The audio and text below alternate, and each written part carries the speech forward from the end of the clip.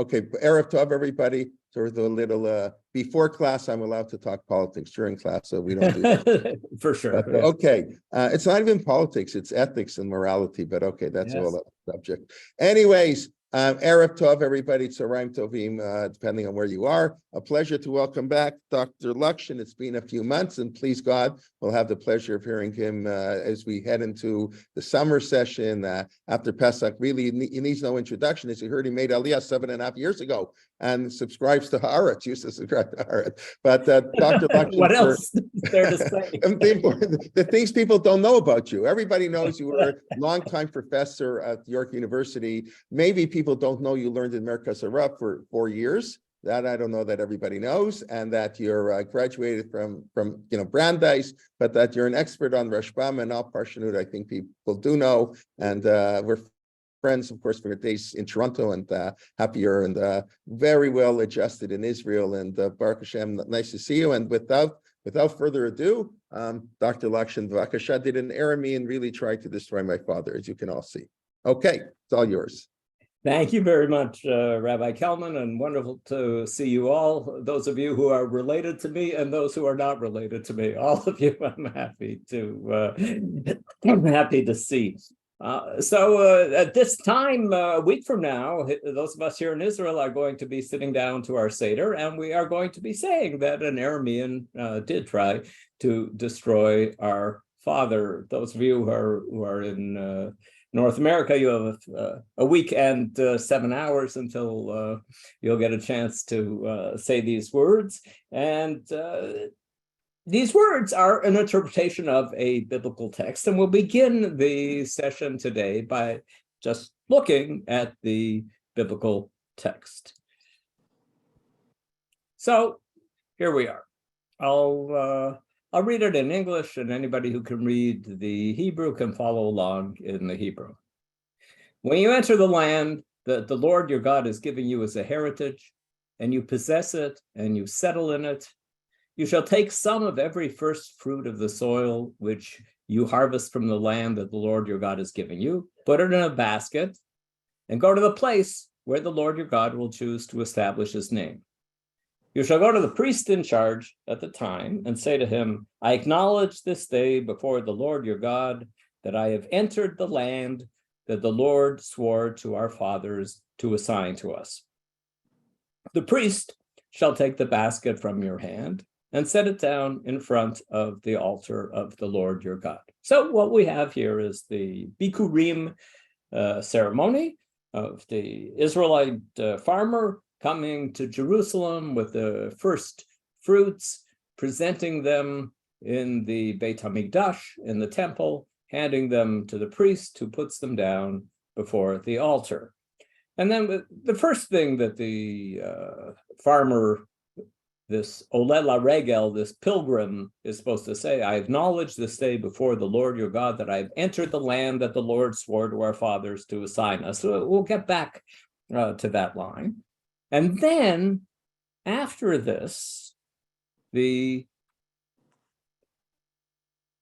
pilgrim is supposed to recite a further formula. You shall then recite as follows before the Lord your God. And I didn't translate those 3 words there. I didn't, because that is the whole question of how to translate those 3 words there. Arameo Vedavi. He went down to Egypt with meager numbers and sojourned there, but there he became a great and very populous nation. The Egyptians dealt harshly with us and oppressed us. They imposed heavy labor upon us. We cried to the Lord, the God of our fathers, and the Lord heard our plea, and he saw our plight, our misery, and our oppression. The Lord freed us from Egypt by a mighty hand, by an outstretched arm, an awesome power, and by signs and portents. He brought us to this place, and he gave us this land, a land flowing with milk and honey. Wherefore, I now bring the first fruits of the soil, which you, O Lord, have given me. And that's the end of the speech. This speech, as everybody here surely knows, became the central text for the Seder. We go through this text, beginning with the words Arami Oved Avi, down to ויוציאנו השם ממצרים ביד חזקה ובזרוע נטויה ובמראה גדול ובאותות ובמופתים. That's where we explain each phrase, and that's the center of the Haggadah. And there's quite a long literature about why this text was specifically chosen to be the center of the Haggadah. Why don't we read the beginning of the book of Exodus? There are other things that we could have chosen. And there are many explanations about why this specific text was chosen to be the center of the Haggadah. One possibility, though, is that people knew it by heart, because pilgrims who came every year to the Beit HaMikdash with their first fruits, with the Bikurim, would have memorized these texts. And so when we sit down at the Seder, we can recite this text that everybody knows, and we can give an exposition of what this text means. So that's one possibility of what we are doing.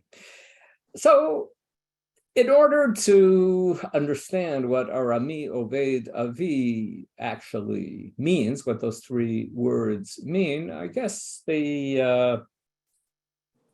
one of the first questions that someone who's trying to understand a text asks is, what interpretation fits best into the context?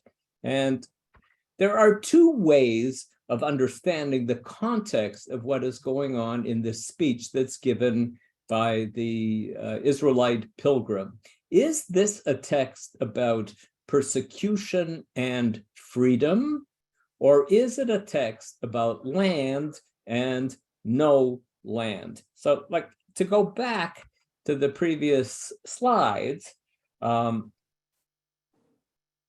you can see the contextual explanation here of saying that the major theme here is the theme of gratitude for having the land. I acknowledge here, הגדתי היום להשם אלוקיך, כי באתי אל הארץ אשר נשבע השם לאבותינו לתת לנו. I'm here in this land. And this wasn't always our land.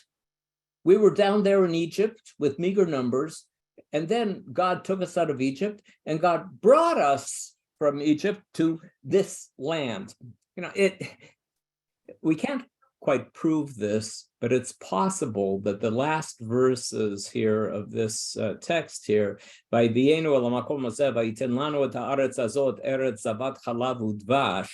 that God brought us to this place. It's possible that when Pesach was observed here in Eretz Yisrael 2,000 years ago, and when the Mishnah tells us that the Magid of the Seder should be based on an exposition of this text that says, "V'doresh me Arami Oved Avi ad shegomer kol parasha kula," from Arami Oved Avi to the end of the section here. So presumably they also explained that last verse, "Vayivienu el hamakom hazeh vayitin lanu et haaretz hazot."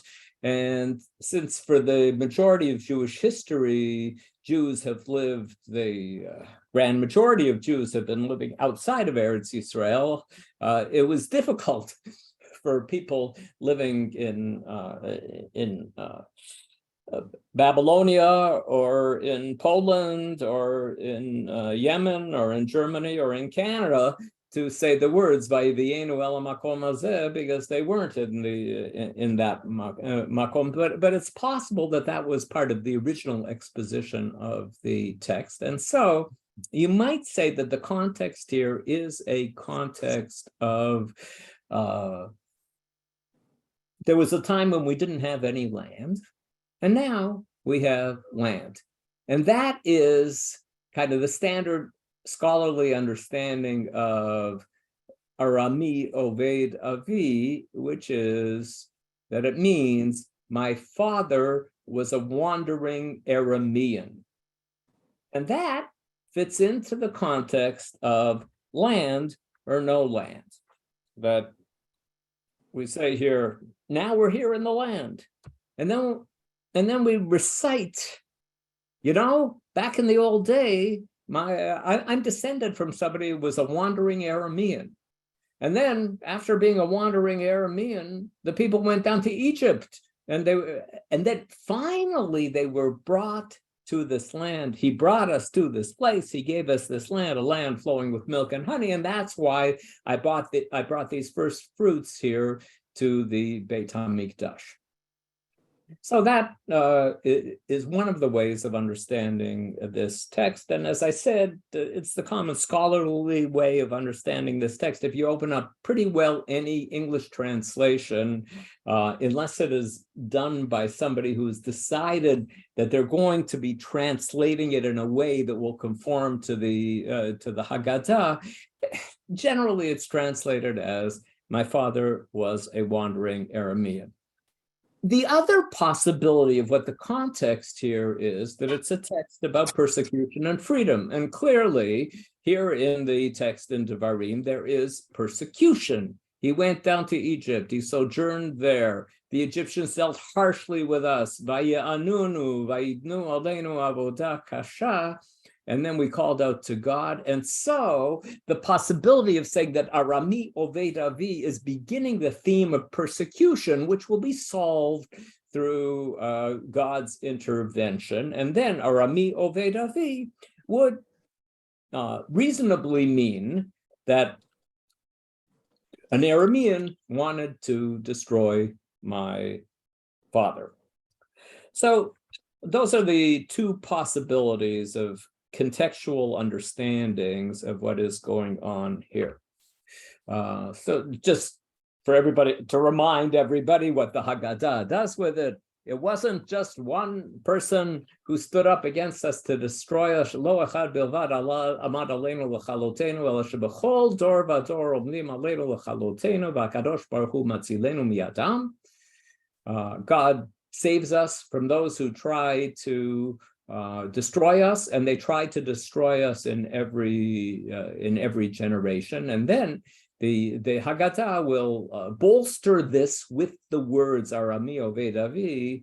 Don't think that it was just Pharaoh. Actually, there were worse than Pharaoh. We're here at the Seder in order to remember what Pharaoh wanted to do with us, but let's remember that there was somebody who was worse than Pharaoh, and that was Lavan, the Aramean, who wanted to destroy everything. As it is written, an Aramean would have destroyed my father. That's how Professor Nachum Glatzer, who taught at Brandeis University, he actually retired a year or two before I became a student at Brandeis, but I feel in many ways that I'm a student you want to take Thomas? From his books and from being a student of his students. So it's hard to say that the text means that those three Hebrew words, Arami Oved Avi, means an Aramean destroyed my father. So you just have to kind of turn it into a subjunctive or something like this, would have destroyed my father. But then he went down to Egypt. So that's the traditional understanding that we will all read at the Seder next Wednesday. For those who are interested in these questions and seeing how the oldest translations of the Bible understood this phrase, so the Septuagint reads, "My father abandoned Syria, left Syria," which I guess is an understanding of like being a wandering Syrian. But Syria is more or less where Aram is, and so my father was a Syrian who left Syria, and then he went down to Egypt. So this is the oldest translation of the Bible into any language. It's the Greek translation of the Bible, written by Jews in Alexandria about 2,200 years ago.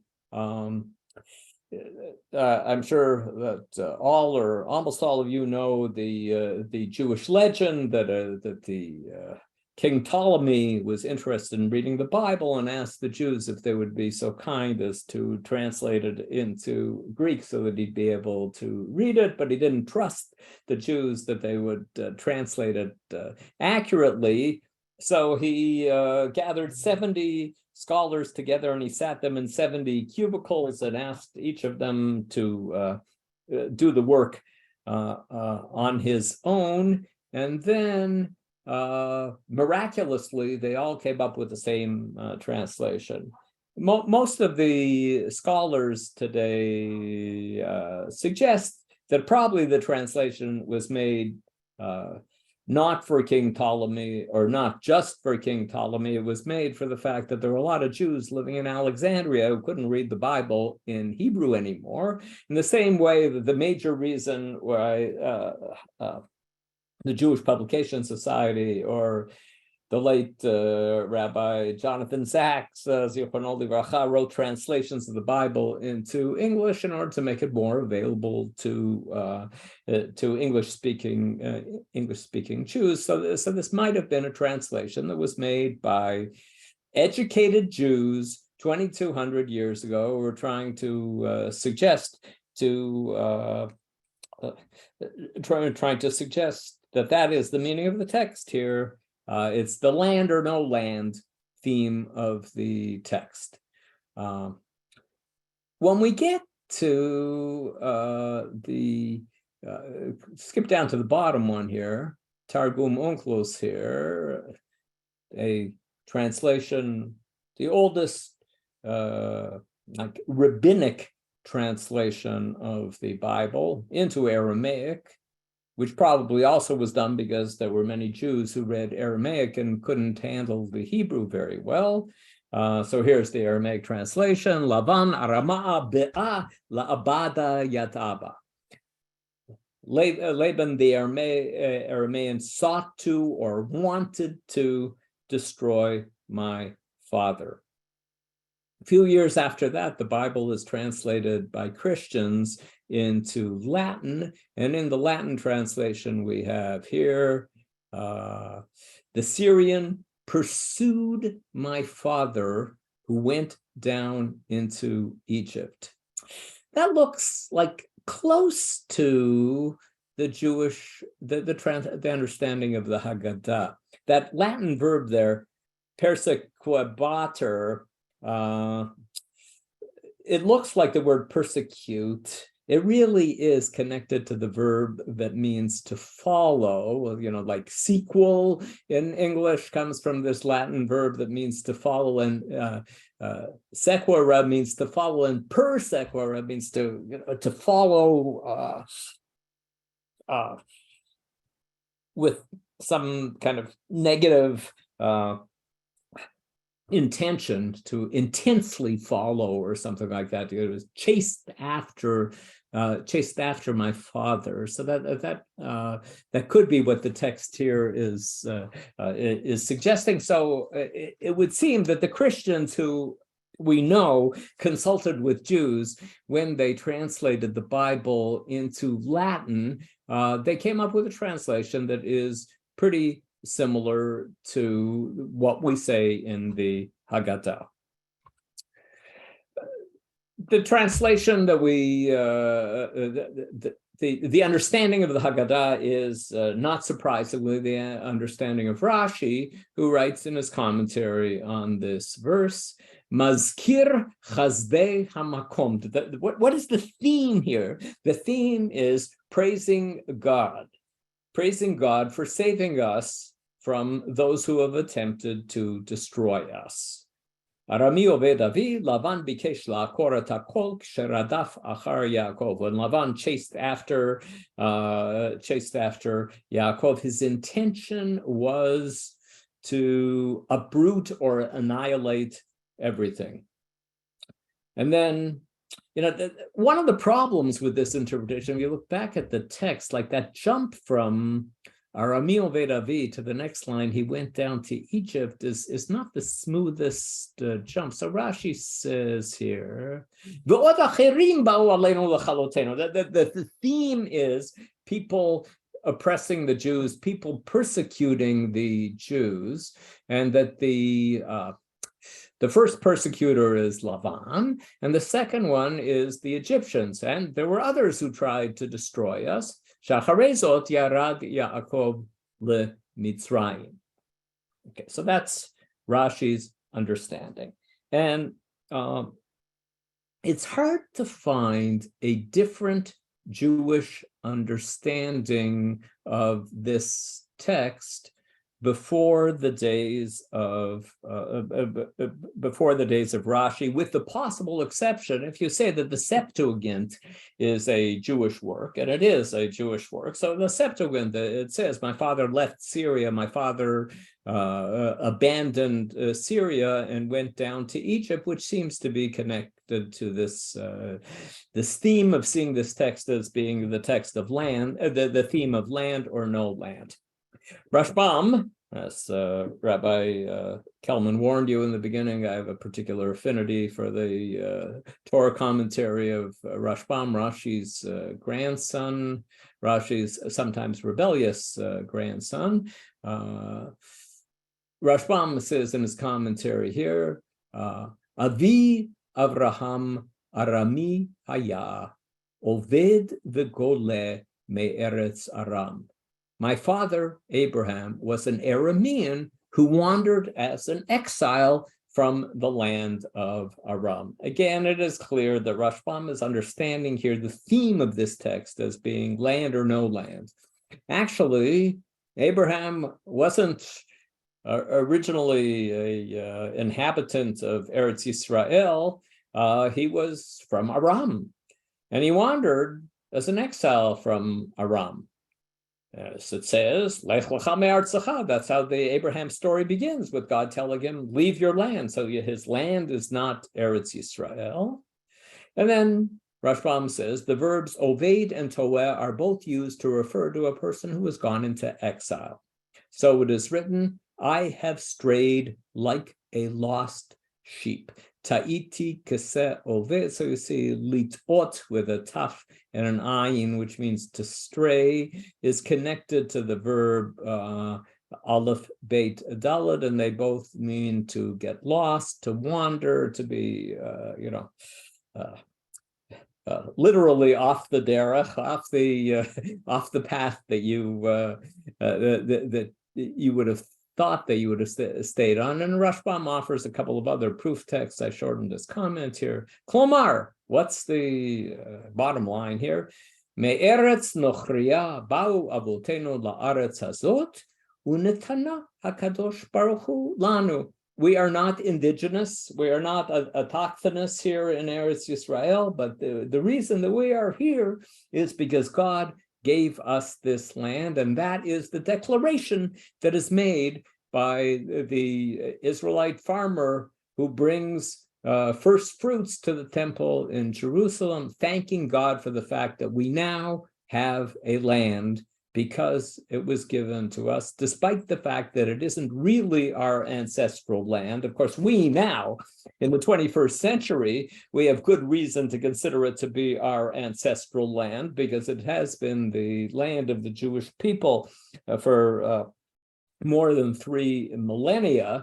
But originally, the Torah is describing the situation of the Israelites coming to Eretz Yisrael and admitting that this land that's something new, that this land is our land. It's our land because God gave this land to us.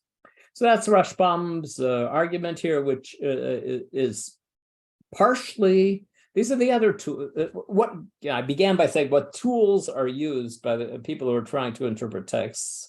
Well, one of the tools I said is context. Another one is, like dictionary kind of work, looking at that verb ayin beit dalid and seeing how it's used in other biblical texts and what are the synonyms of aleph of Aleph Beit Daled in other biblical texts in order to apply that that understanding to our text here. Rashbam's younger contemporary, Rabbi Abraham ibn Ezra, offers a version of the same explanation, and he uses another tool of the pshat interpreter of the text, the interpreter who is looking for the plain meaning of the text. He uses grammar. And for those of you who don't like grammar, I apologize, but when you do biblical interpretation, you do have to get into a grammar from time to time. And Ibn Ezra begins his comment here by saying the verb oved is an intransitive verb. Just to review, I know that I sometimes have students in the university whose eyes glaze over when I use words like transitive and intransitive. I see that some of the people here are almost as old as I am, so maybe you do know what transitive and intransitive. A transitive verb is a verb that takes a direct object. I hit the table. Hit is a transitive verb, and the object is the table. It's a verb that acts upon something. But there are verbs that are intransitive, that don't act on anything, like I stand. Although it is possible to use the verb stand in a transitive sense when you say, I can't stand that. So it's stand is generally an intransitive verb, but like smile, frown, so those are verbs that are intransitive and they don't take a direct object. And wander also is an intransitive verb. You don't wander something, you wander from something. There's no direct object for wandering. And so Ibn Ezra, the grammarian, says you have to remember that Aleph Beit Daled is an intransitive verb, which is his way of saying that the understanding of the Haggadah or of Rashi that an Aramean sought to destroy my father. Destroy is a transitive verb. And Ibn Ezra argues, well, wait a second, the verb Aleph Beit Daled cannot be used as a transitive verb, and therefore that interpretation just doesn't work. If the Aramean in this verse were Lavan, Ibn Ezra went to a Seder every year on Pesach too, so he knew this explanation of the text, but he's just saying, you can't really say, that's a midrash about this verse, but it's not the plain meaning of the biblical verse. And if the verse wanted to say that an Aramean wanted to destroy my father, it could use a verb that has that same root, but it would have to use the verb ma'avid or me'abed. For you Hebrew grammar fans there, it would have had to use the he field form or the PL form, but the kal form has to be an intransitive verb.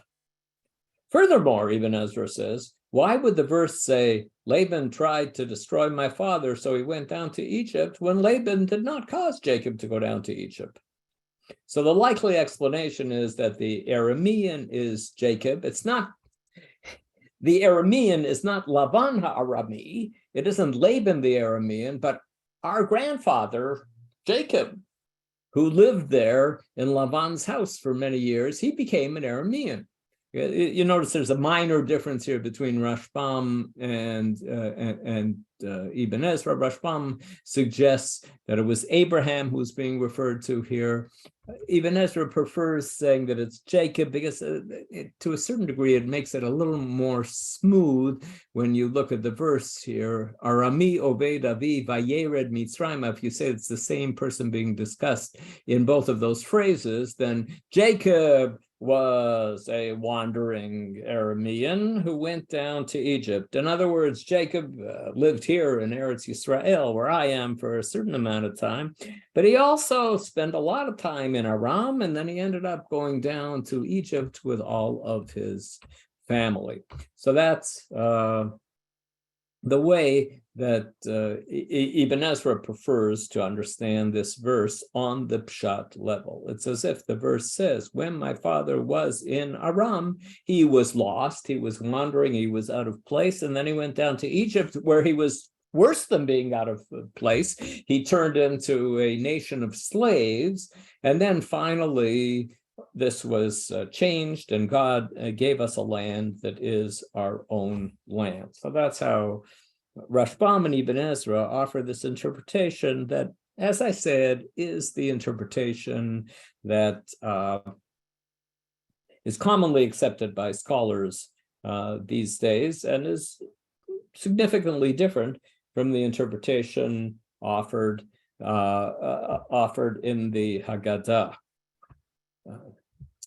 In the 15th, 16th century, Rabbi Eliyahu Mizrahi wrote perhaps the most famous super commentary on Rashi, a wonderful book about the dozens or perhaps as many as hundreds of super commentaries that were written on Rashi's commentary. Was written by Professor Eric Lowy, who lives around the corner from me here in Jerusalem, and used to live around the corner from me in Toronto.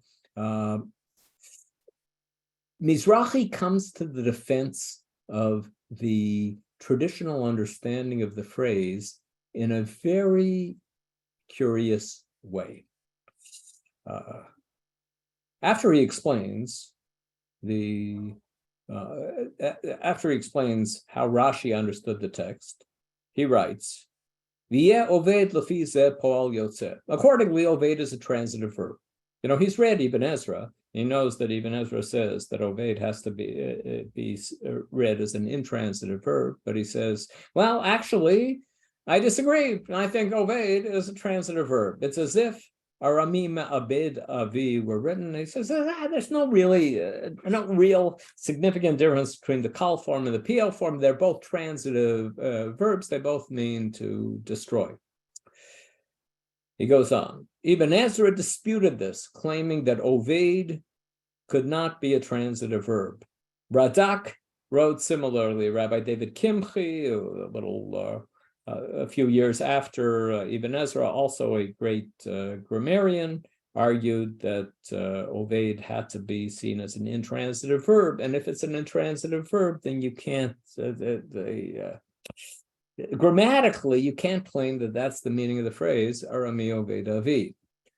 Accordingly, they had to explain, he said that like this grammatical decision that they made forced them into a different understanding of the text. Accordingly, they had to explain that the phrase refers to Jacob, who was called an Aramean because he lived in Aram, and that oved refers to the great difficulty of his life there. That he that's what we saw in Rashbam. That's what we saw in Ibn Ezra.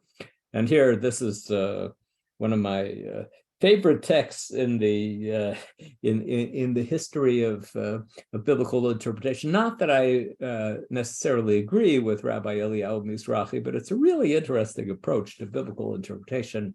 However, our sages of blessed memory passed on their true tradition from one person to another, tracing itself back to Moses, our rabbi of blessed memory, who heard from God's mouth that the Aramean was Lavan and that oved is a transitive verb. I just love this scene there of Moses up on Mount Sinai, and God is giving him the Torah, and Moses is reading the Torah here, and he reads the phrase, Arami oved avi, and he kind of scratches his head because he's not quite sure what it means. And God says to him, oved is a transitive verb, and Arami is a reference to Lavan. And then Moses said, oh, now I get it. And in other words, this interpretation, the interpretation that we find in the Haggadah and the interpretation offered by Rashi is the legitimate interpretation because tradition is the one that passed on this interpretation. And he claims that the tradition goes all the way back to Moses hearing this interpretation from God's mouth. As I said, there's something kind of charming about this to say that the traditional interpretation goes all the way back to God, but it does, one might say, close the doors of interpretation. If the interpretation that you find in Rashi or something like this is the only interpretation of the text, and I think we all know some people who think that the doors of interpretation have been closed, that there is one legitimate interpretation of the text, and wandering Aramean is not the legitimate interpretation of the text. And so we have to defer to the legitimate interpretation of the text. So first, Mizrahi gives what I might describe here as his frum argument, like speaking from a frumkeit point of view, from a religious point of view. This is the traditional interpretation of the text. Then he goes on and he gives another argument that I wouldn't call a religious argument. It's a sort of scholarly argument. We'll see how he continues here. He now quotes Radak against Radak, Rabbi David Kimchi against, Rabbi David Kimchi said here, you have to see Oved here as being a transitive verb. But he said, wait a second. Radak wrote a grammar book called Sefer Michlol. And in the section where he talks about grammar, he writes a little introduction here to biblical Hebrew. The situation today is because our ancestors who were exiled to a land that was not theirs, and they lived among other nations, they learned those languages and they forgot the holy language. So all we have left of classical Hebrew is the 24 books of the Mishnah and a few more words, the 24 books of the Bible, and a few more words in the Mishnah. Hebrew was a very rich language with a lot of books written in Hebrew, but only 24 books survived that were written in biblical Hebrew. And we know a few more words of Hebrew because of the Mishnah, because the Mishnah is also written in Hebrew, but we have limited knowledge of the Hebrew language, is Radak's claim here, because we've been separated from the speaking of this language for so many years. We've obviously forgotten some things about the language. I had a professor once named Professor Moshe Goshen-Goldstein, who was one of the world's experts on the history of the Hebrew language, and he once asked us a question in class. He said, can any of you think of the name of any individual kind of fish in the Bible? Tuna, salmon, St. Peter's fish, whatever kind of fish, Nisichat, Hanilus, all kinds of, there are all sorts of kinds of fish that you can buy in Canada, that you can buy in Israel, and each one of them has a different name. We thought about it for a while and we said, no, Professor Goshen-Goldstein, we can't think of the names of any fish. And then he said, what is the significance of the fact that there are no names of any individual kinds of fish in the Bible? And students came up with all sorts of not very good explanations about why that might be a significant fact. And then he said, actually, the reason that we don't have the names of any fish in the Bible is that it didn't happen to come up. That they didn't have to say tuna, they didn't have to say, we don't have the entire vocabulary of Hebrew, which is actually, this is Radak's point here, that we don't have the entire vocabulary of biblical Hebrew. And Rabbi Eliyahu Mizrahi is saying, Okay, we have a limited number of instances of uses of the verb aleph bet daled in kal, and it's right. The ones that we have in the Bible that we have seen appear to be intransitive verbs, but as we know, and as I said before, there's some verbs that can be used both intransitively and transitively. So from the limited number of times that avad appears in kal, you can't say, now I know for certain that avad could never be a transitive verb. Thus he taught us that many more books other than the 24 books of the Bible that we have were lost. We should relate to the words of the Mishnah as equivalent to biblical Hebrew. The sages of the Mishnah received their knowledge of the language from the books that preceded them, books from before we went into exile, books that we no longer have. And the rabbis of the Mishnah, Eliyahu Mizrahi, wishes to argue, they perpetuated this understanding that Arami Oved Avi, that in the phrase Arami Oved Avi, Oved is a transitive verb, and it means to destroy. And so he's using this, I think, reasonable scholarly argument to undermine what is today the common scholarly understanding of the phrase, and saying that what the rabbis and the times of the Mishnah, they knew Hebrew better than we know Hebrew, and so we have to defer to their understanding of Hebrew. And if they told us that Arami Oved Avi, if we saw Unchlus from the days of the Mishnah, who said Lavan Arama Ba'ala Abada Yata Abba, that Laban the Aramean sought to destroy our father. Well, that's because the reason that they wrote that is because they had better knowledge of Hebrew than we have today, and we defer to them. So, Rabbi Eliyahu Mizrahi is kind of offering two different reasons to defer to the traditional interpretation. One of them is that the interpretation may go all the way back to Mount Sinai, with God explaining to Moses which verbs are transitive and which verbs are intransitive, or that we should be deferring to the rabbis in the days of the Mishnah, who probably know Hebrew better than we know Hebrew today. Okay, so to sum up to this point, I would say that there are three questions about this interpretation. An Aramean wanted to destroy my father. Question number one that we haven't dealt with yet, and we'll deal with now, is, did Lavan really want to uproot everything? Is this a reasonable thing to say about Lavan? The question that we have dealt with until now is, what do the words Arami Oved Avi really mean? And we'll say a little more about that.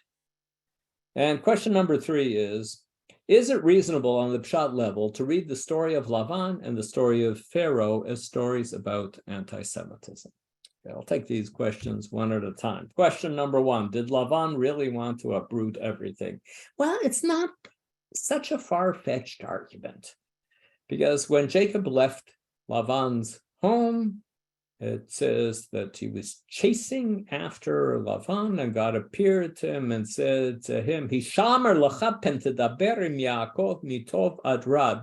Beware of attempting anything with Jacob, good or bad. That attempting is the translation of JPS. The more literal translation is don't say anything to it. Just leave him alone entirely. That God had to give specific instructions to Lavan to leave Jacob alone. And then when Lavan ignores part of this instruction from God and starts actually talking with Jacob, he says to him, Yesh la'el yadi la'asot imachem ra. I have it in my power to do you harm. You are potentially in big trouble here. Something really terrible could be. But the only reason I'm not doing it is because the God of your father told me last night to leave you alone. And still, he says to Yaakov, Habanot benotai, habanim banai, hatzon tzoni, v'chol asher lecha li hu. Chol asher ata roeh li hu. So it's not so far-fetched to say that he is trying to uproot everything, that Jacob is trying to start up the Jewish people, and Lavan wants to take Jacob's descendants away from Jacob. Doesn't necessarily want to kill them, but he does want to kind of uproot the enterprise of the setting up of the Jewish people. So, okay, so the interpretation can fit into the text. A way of reading this text in the book of Genesis is that Lavan really would have liked to stop the entire creation of the Jewish people. Question number 2, what do the words Arameo Vedavi really mean? So we saw 2 ways of understanding them. Rashi, the Haggadah, and Mizrahi understood them in the terms of an Aramean wanted to destroy my father, also Unklus. And on the other side, Rashbam, Ibn Ezra, and Radak all argued that what the more reasonable reading of the words is that my father was a wandering Aramean. I think there's an interesting third question here. Is this really a story about anti-Semitism? I'm not going to go into this at length.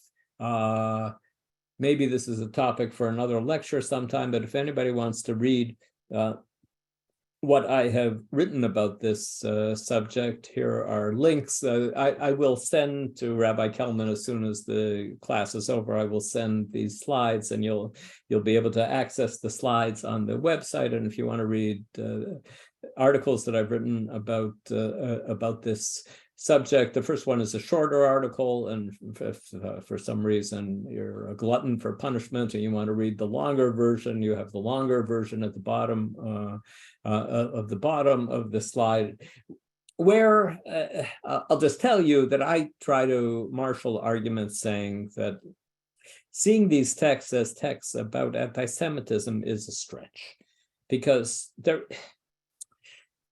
it's never really described that Lavan is opposed to anything Jewish in particular. And in fact, he even makes reference to Yud-He Vav-He, the 4-letter name of God, the holy name of God, Ata, Baruch Hashem, Nichashti v'yivarcheni Hashem biglalecha. I can tell, Lavan says, that it's because of Yud-He Vav-He, it's because of God. And even I argue in these articles that also, while the Haggadah does put the story of Egypt into a framework of being saved from anti-Semitism, it's hard to find that in the biblical text itself. By the time of the composition of that prayer, the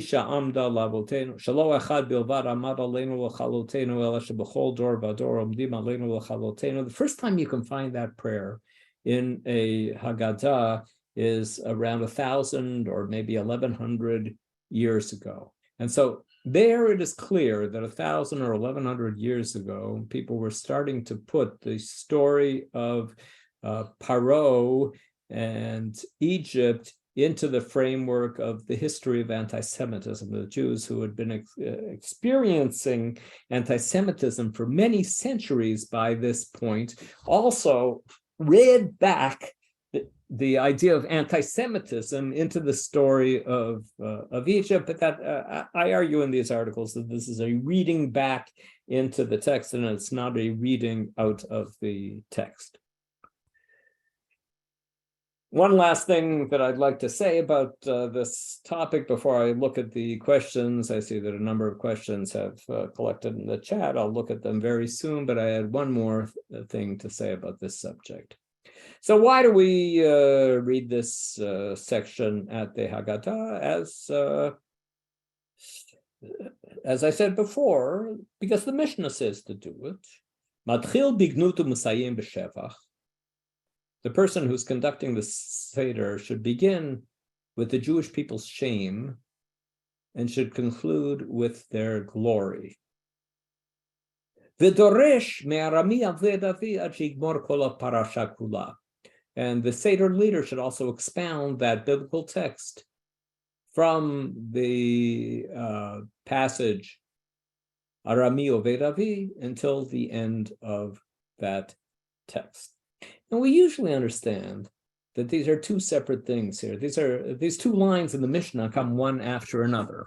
And the first line here says that the Seder leader should begin by talking about the shame of the Jewish people, and then conclude with the glory.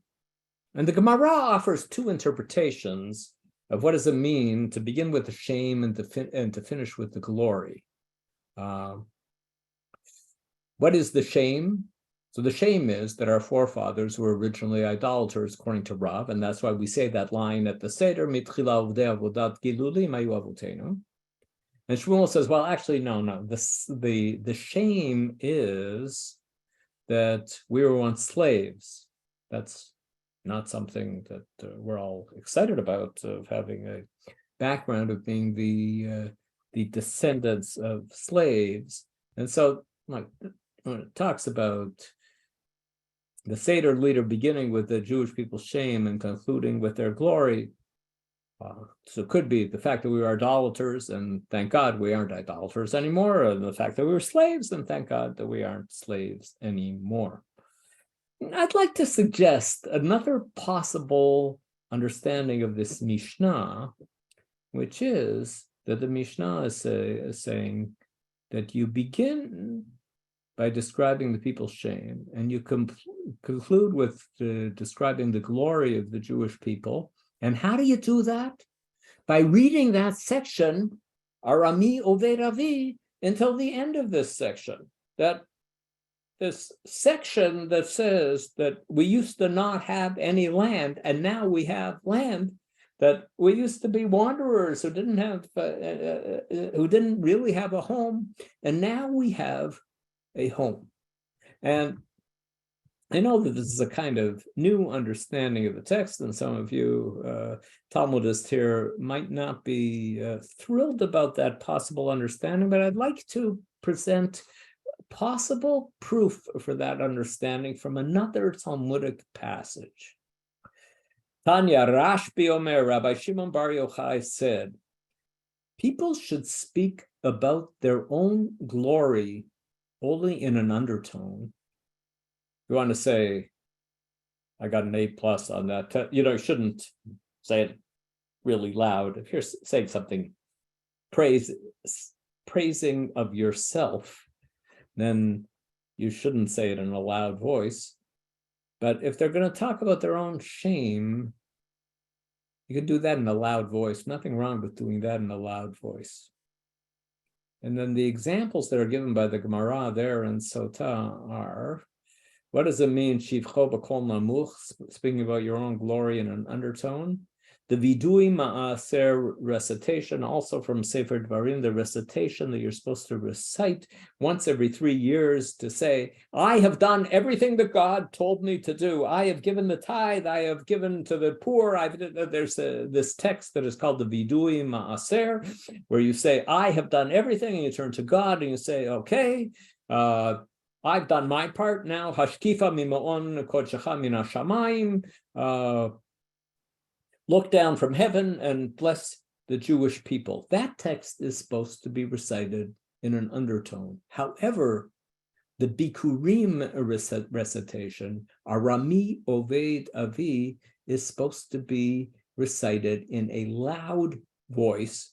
It's possible that that's even the understanding of the verb va'anita va'amarta lifnei Hashem Elokecha. The anita might mean to raise your voice, And so you see that the Gemara here is suggesting that the shame that one begins with is the shame of the fact that we were once a people that did not have any land.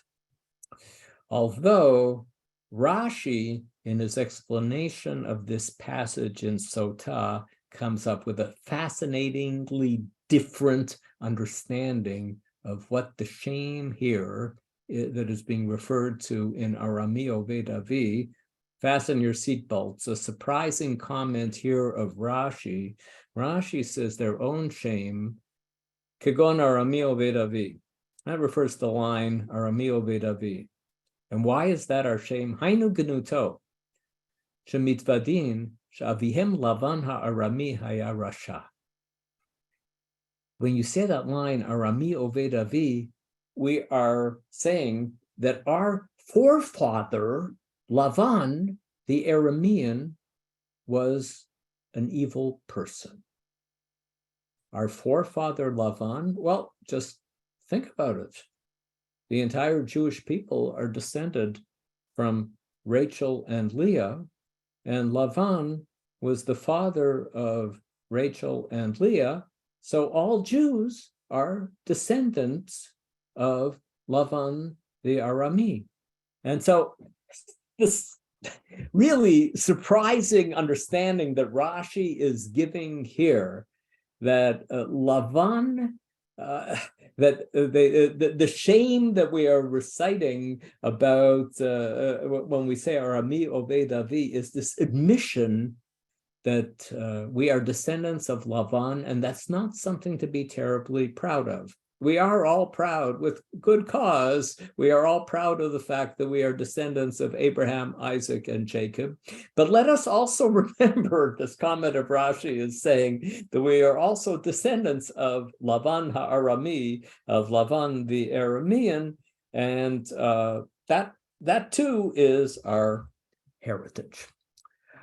Okay, I'm going to stop sharing and open up the chat and see if we have any kinds of questions that I am able to answer. The Anita seems superfluous, Susanna, that's right. But there is, if you look at a biblical Hebrew dictionary, and you find this a number of times in the Bible, Vayan Eov Vayomar. In the opening speech that Eov gives, it says Vayaan, and some of the commentators say that what it means actually is that he raised his voice. And but you're right, in the context, it doesn't make sense. I have seen there were some commentators who said probably the Kohen asked the person bringing the Bikurim, why are you here? And then you would answer and say that I like the explanation that Va'anita means raise your voice and say this. Perhaps Aram's Syria is a reference to Avram's travel from Haran, which is currently on the Syrian-Turkish border. David, I'm with you entirely. It could very well be. Isn't land versus no land really just talking about not being at home, not being in a friendly country, and immigration status, so to speak? Yes, Deb, I'm with that entirely. That when the Israelites, the Torah is directed to the Israelites who are entering Eretz Yisrael, and it took them a while to get used to the fact that they now have a land, and they're acknowledging the fact that they have that they are now a people with a land. Before the Brits invented Palestine, it was Rashbam, southern Syria. Yes, Gershon, you're absolutely right. Yes, we came from Syria, and then we came to the south of Syria. And then it was the land of the Philistines earlier. Abraham goes down to Egypt. Maaseh Avot Siman Lebanim. Shelley, very good point. David, apropos Maaseh Avot Siman Lebanim, the flight of Jacob and his family from Lavan's home and Lavan's pursuit, a subsequent apprehension, is completely parallel to Pharaoh and the exodus of the children of Israel. Yes, the parallel that's being constructed by the Haggadah between Lavan and Pharaoh is a legitimate a legitimate parallel. Leviathan is not a fish. I agree. Yes, we tried that with Professor Goshen Goldstein, and he agreed that it was not a fish. Esther kasher avadti. Yes, that is an intransitive use. When I got lost, I got lost. Doesn't a transitive verb need the word et after it? You're right, Marty. It would be better. Arami oved et avi. But there are a number of examples. You might know that David Ben-Gurion attempted to eradicate the word "et" from the Hebrew language. He didn't like it. He failed. But there are enough passages in the Hebrew Bible where there is a direct object with a definite article that should, according to the grammar books, have the particle "et." And particularly in poetry, it often falls out, and it's almost Arami Oved Avi, this prayer is somewhere on the border between prose and poetry. Yeah, right, David Eisen. Jonah was not swallowed by a big fish, and there is that pun with the word fish.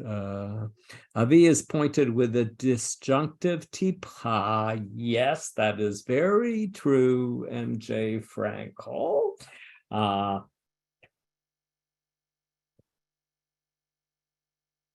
If the understanding of the phrase is Avi haya arami oved, then for those of you who don't follow this, I apologize, but to pick up on M.J. Frankel's question here, then it would have been appropriate for the cantillation signs to be mapach pashta katon, and they aren't mapach pashta katon, they're pashta zakef katon, which proves that one thing that it proves is that the rabbis who put the cantillation marks into the text wished to support the interpretation that an Aramean wanted to destroy my father. And then David said, well, did the Midrash indeed have the trop? And I was kind of I meant that over point with Tiphan, reasonable to assume okay. So the question is the status of the interpretation of the trop in the apartment complex that I live here in Jerusalem. It's, I'm sorry to make people jealous, but I have such wonderful neighbors here. Professor Uriel Simon, the world expert on Ibn Ezra, lives here in my apartment complex, and Professor Simcha Kogat lives here too. And here's the authoritative book about cantillation signs and the interpretation of biblical texts. And one of the things that Professor Kogat points out in this book is that there are plenty of examples of almost every rabbi, including Rashi, sometimes interpreting against the cantillation signs. They all try to follow the cantillation signs when they can, but they don't see them as being finally determinative. Okay.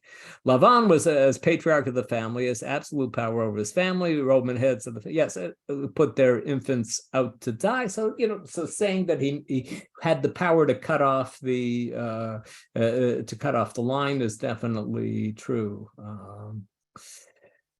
Yes, noon, getting back to, the Mishnah says, Achi Moret Kola Parasha Kula, then why does the Haggadah only expand the first 4 verses and doesn't by Vieno? So I tried to suggest in the beginning that maybe at one point in history they did that and that people stopped doing it once we no longer lived in Eretz Yisrael, and so to sit in Toronto and expound on the verse by Vienu El Hamakom Hazeh, God brought us to this place. He didn't bring us to Thornhill. He didn't bring us to Forest Hill. He brought us to this place.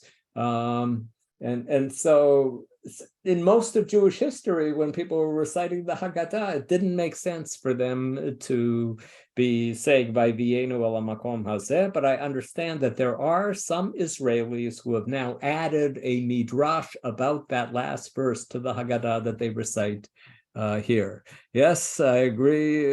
Ben Melech, Dodi Kravitz, his grandfather, a man without land is nothing. Yes, okay, Brenda, you're right. We aren't all descended from Lavan, because some of us are probably descended from Bilhah and Zilpah. Point well taken. They always get the short end of the stick. You are absolutely right.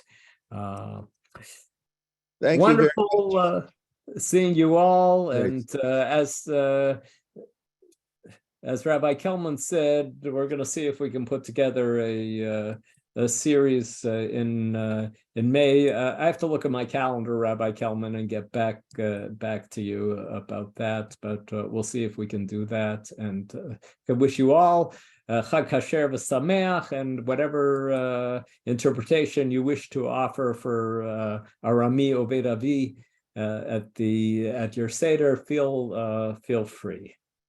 Thank you very much. Very interesting. We do look forward to having you and working around with your schedule to work that out. Thank you very much. Just upcoming tonight, Rabbi Helfgott, of course, will also depart from his regular share. We're talking about Pesach Mitzrayim, Pesach Dorot, Pesach Sheni, Pesach and Sefer Dvarim. The evolving nature of Pesach is presented in many different ways. That's tonight at 8:30.